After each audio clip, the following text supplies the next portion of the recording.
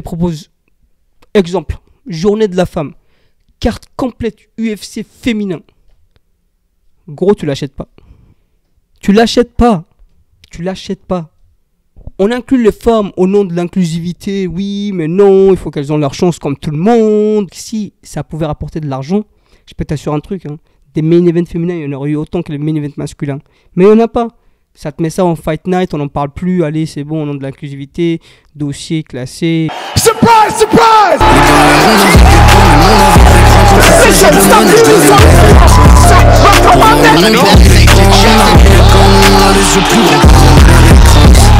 One more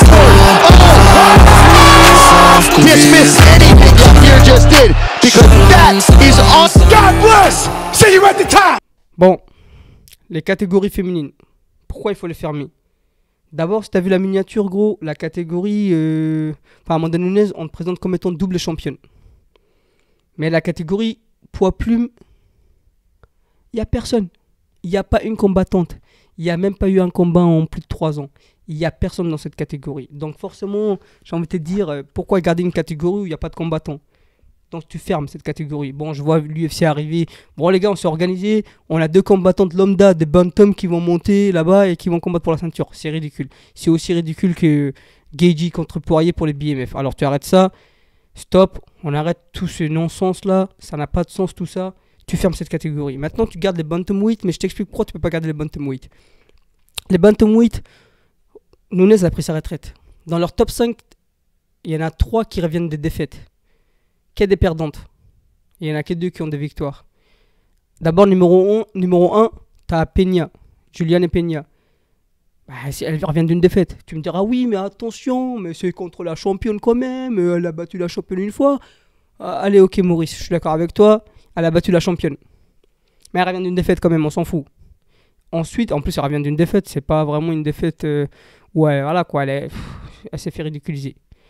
Après, tu as numéro 2. Raquel Pennington, à la limite c'est la seule qui est méritante dans l'histoire. Elle a 5 victoires consécutives.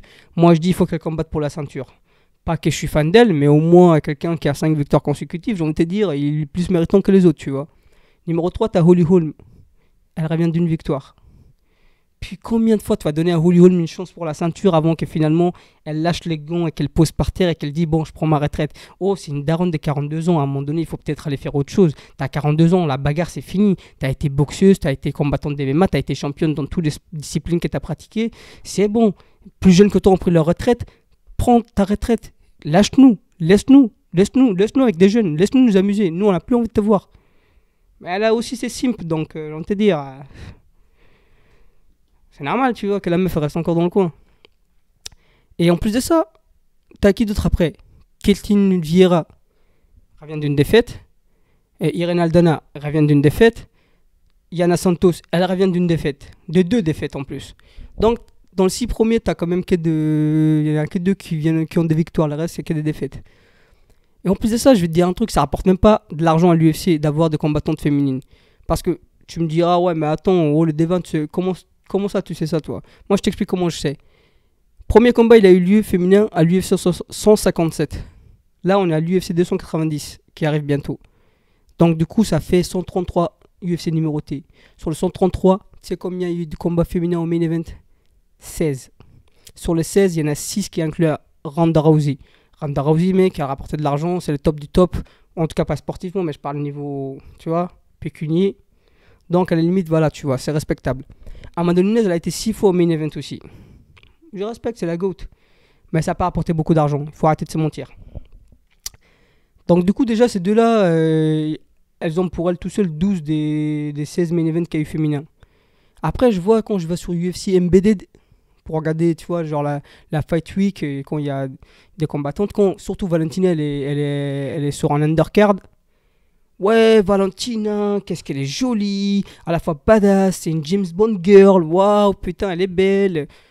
Tais-toi, ferme-la, arrête de simper, gros. Vérité, Valentina Shevchenko, c'est un main event dans toute sa carrière, dans un UFC numéroté. Et tu sais combien ça a rapporté? C'était contre Nunes, hein. 100 000 pay-per-view seulement. Ça veut dire, en termes de revenus, c'est ce qu'il a fallu à l'UFC de dépenser pour organiser l'événement. C'est tout ce qu'elle a rapporté. Elle a juste remboursé les crédits de l'UFC, quoi. Donc, c'est pas grave, respect. Mais sinon, rien d'autre. Les poids plumes, les poids pailles, j'ai envie de te dire, je t'en parle même pas. 0 main event. Enfin, non, un main event plutôt. C'était Namajunas contre Andrade. 110 000 pay-per-view qui ont été achetés. Là aussi, ça a juste remboursé les crédits. Donc, du coup, tu vois, genre, c'est n'importe quoi. Shevchenko, pendant tout son règne, elle a jamais été au main event. Elle a toujours été en undercard parce que l'UFC sait très bien que les combats féminins, ça rapporte pas de l'argent. Maintenant, j'ai envie de te dire, ça, c'est le côté business. Hein.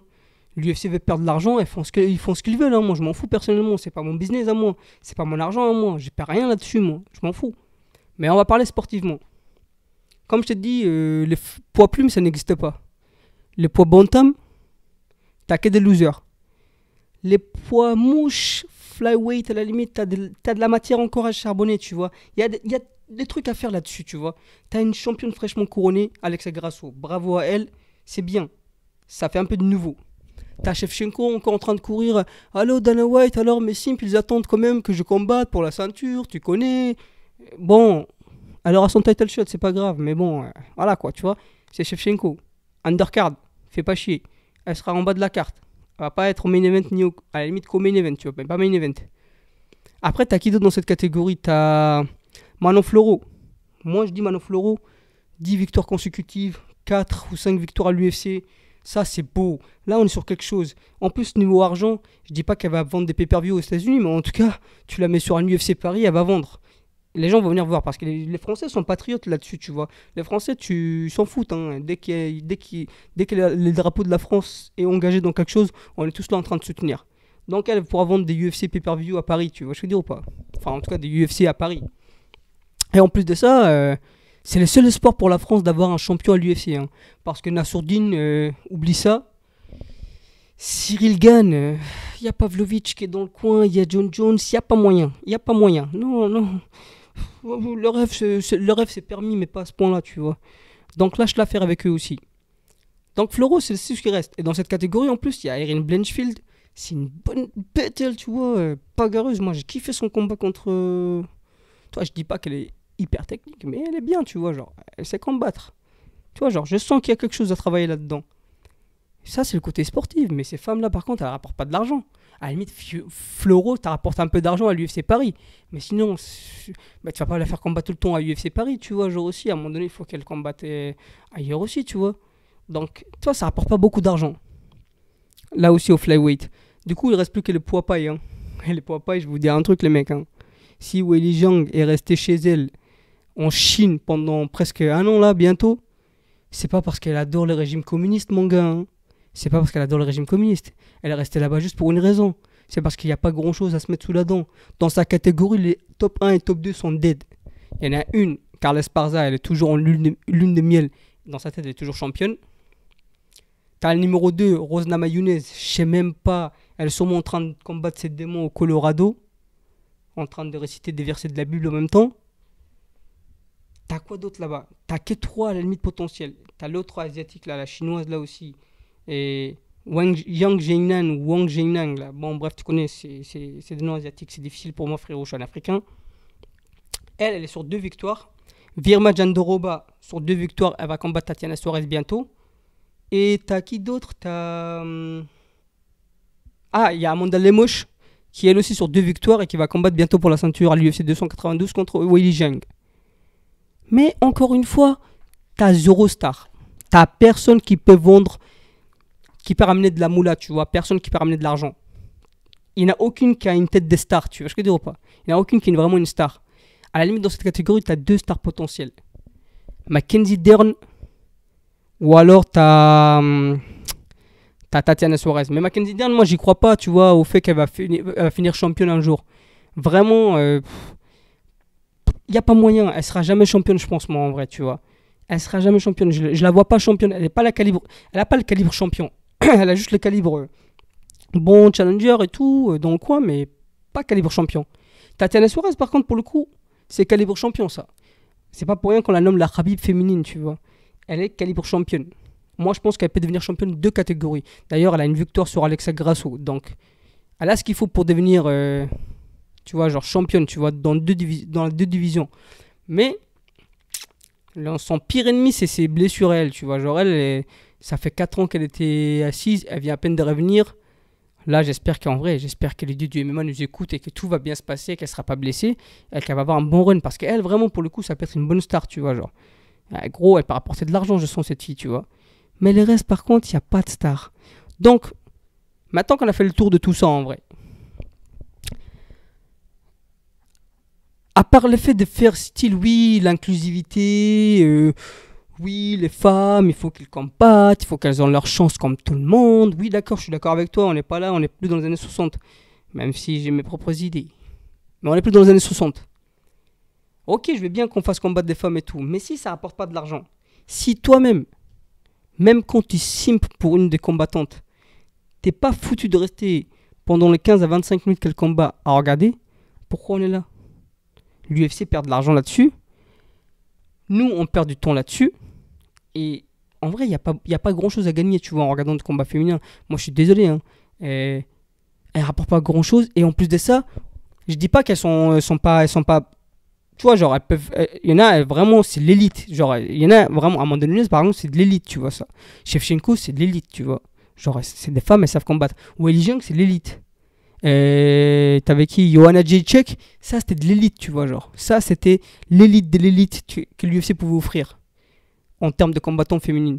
Mais quand tu prends cela et que tu le mets contre les autres là qui sont banales, au mieux elles sont banales, tu vois, genre en termes en termes de style et même en étant combattantes, elles sont banales, littéralement, la majorité d'entre elles.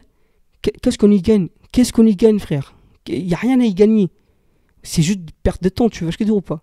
Tu vois, moi je te dis un truc là, si on se dit la vérité, tu fais un UFC complet féminin pour par exemple la journée de la femme, tu mets UFC complet féminin, un événement, je te le jure que ça vend rien du tout.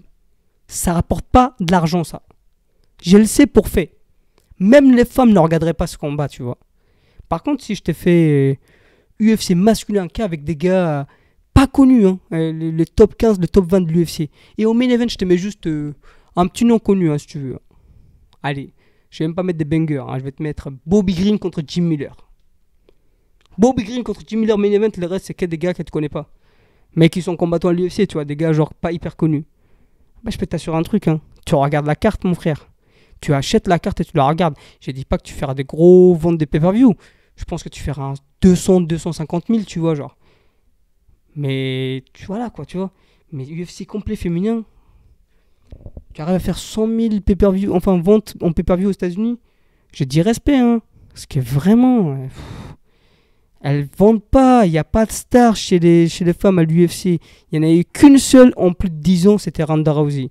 Donc allez, vas-y, traite-moi de misogyne, traite-moi de trou de balle, traite-moi de tout ce que tu veux, tu vois. Insulte-moi si tu veux, mais la vérité, elle est là. Parce que moi, je mens pas, mec. Moi, je viens pas ici pour te raconter des conneries, je te dis juste la vérité. Moi, je dis que la catégorie féminine doit fermer complètement. On doit fermer toutes les catégories féminines une après une. Vérité. Et comme ça, tout le monde s'en porte mieux. L'UFC prospère. Et nous, on prospère, mon gars. En tout cas, nos yeux prospèrent en regardant des gars s'envoyer vraiment... voilà, quoi. Des vrais combats techniques, des vrais combats, à la limite, brawlers, qui saignent, des vrais bangers. Et tout le monde est heureux. Sur ce... Abonne-toi, mec, si t'es d'accord avec moi. Si t'es pas d'accord avec moi, bah abonne-toi quand même si tu veux. Enfin, fais ce que tu veux, moi je m'en fous. Mais je te donne juste mon avis sur ça. See you later. Bye bye, my man.